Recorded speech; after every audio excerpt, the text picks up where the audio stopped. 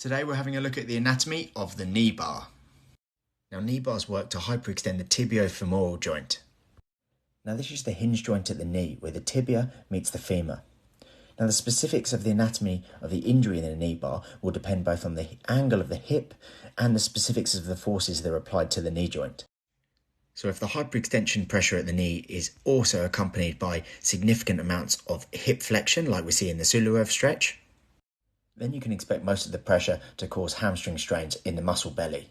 Now, if a similar pressure is applied without so much hip flexion, then we can expect to see joint capsule strains and ligament tears inside the knee.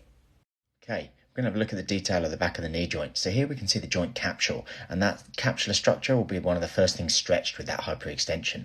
When we take that away, you can see the ACL up here and the PCL down here. And it's this posterior cruciate ligament which resists posterior translation or backwards movement of the tibia on the femur, and that can be extended or stretched with hyperextension injuries. Now the other ligament that can be stressed with the hyperextension knee bar injury is the ACL.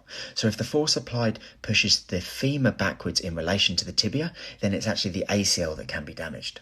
So we can see ACL or PCL ligament injuries with knee bars. So play around with the hip joint angle to see how that affects your knee bars. Tap early and follow for more anatomical breakdowns.